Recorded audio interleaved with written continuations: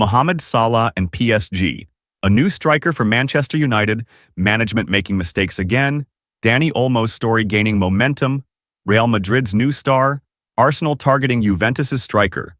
All this and much more in today's episode. Be sure to like, hit the notification bell, and subscribe. Already done? Then let's get started. Fabrizio Romano commented on rumors about Cristiano Ronaldo's move to Paris Saint-Germain. PSG is not negotiating to sign Cristiano Ronaldo, despite media reports, Romano wrote. Previously, news claimed the Parisian club was interested in signing the Portuguese star. However, according to Romano, such rumors have no solid basis. This isn't surprising. Ronaldo's age and physical condition raise questions among experts. Yes, he remains a significant figure in world football, but his transfer would serve more as a marketing move than a step toward achieving sporting goals. Nonetheless, such a move could hold special significance for Paris Saint-Germain. After all, Lionel Messi has already played for the club, and Ronaldo's arrival would make PSG the only club in history to feature both great footballers. This unique achievement could enter football's annals. However, given the club's ambitions in the Champions League, such experiments seem questionable. International victories are what Paris desires, and for now, these rumors remain fan dreams. Meanwhile, the press is actively discussing Mohamed Salah's potential transfer. According to insiders, Al Ittihad has offered the Egyptian forward a 3-year contract with a salary of £500,000 per week. This is an impressive figure, especially compared to Liverpool's offer to extend his contract for only 2 years with a lower salary.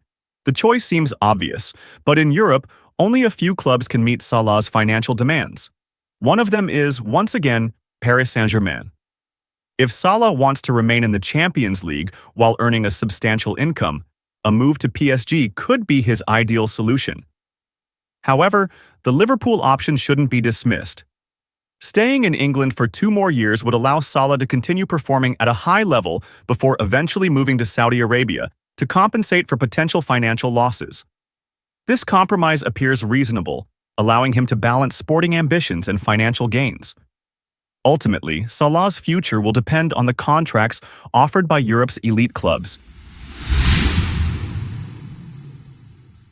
Meanwhile, Manchester United's head coach Ruben Amorim is demanding reinforcements from the club's management during the winter transfer window. His priority is Swedish striker Viktor Gyökeres, who the coach believes can immediately improve the team's position. However, it's not that simple. Insiders warn that one player, no matter how talented, cannot single-handedly change the club's situation. Moreover, a mid-season transfer always comes with risks. For Gyökeres himself, this could be a challenging move. Facing pressure and adapting to a new league and coaches' demands will take time. Simultaneously, news is emerging that United's management has drawn up a list of players to sell in order to free up space and budget for new transfers. This list includes Marcus Rashford, Christian Eriksen, Casemiro, and Victor Lindelof. The decision to sell these players raises questions, as each was once considered key to the team. But perhaps it's about high salaries that the club is no longer willing to pay. Additionally, reports suggest some of these players are already attracting interest from other clubs. For instance, Casemiro might continue his career in Saudi Arabia, while Eriksen could leave for free as his contract expires at the end of the season. In any case, the winter transfer window promises to be eventful for Manchester United. Moving on to news from Barcelona. Recently, Frenkie de Jong spoke about his future at the club. Many think I want to stay here forever because life outside football in Barcelona is very comfortable. But for me, what happens on the field is more important, the player stated. However, his contribution to the team's performance is under scrutiny. De Jong has not been delivering the level expected by fans and management for some time. Perhaps the reason is that fulfilling his current contract takes precedence over seeking new challenges. But this is just one of Barcelona's problems. The club is also trying to keep Dani Olmo. Despite assurances from the player's agent that he wants to stay, the situation remains tense. The Catalans cannot register the player for tournaments due to financial restrictions.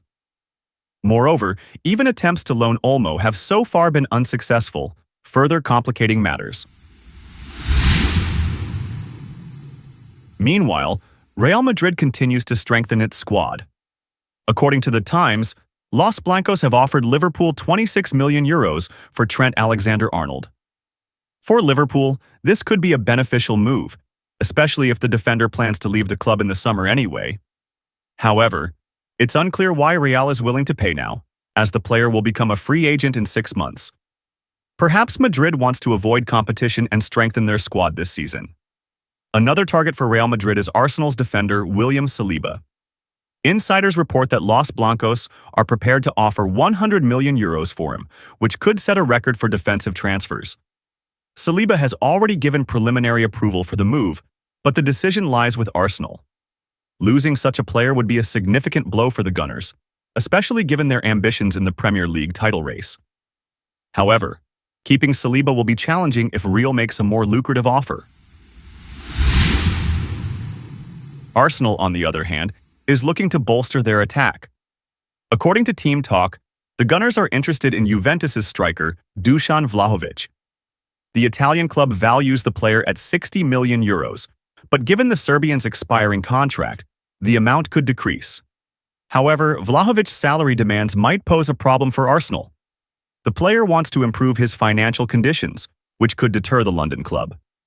Despite this, Vlahovic remains one of the few available forwards capable of strengthening Arsenal's attack. If the deal goes through, it will be a win for both the club and the player, who could realize his potential. That's all for today. Be sure to check out our previous episode, now available on your screen. See you tomorrow.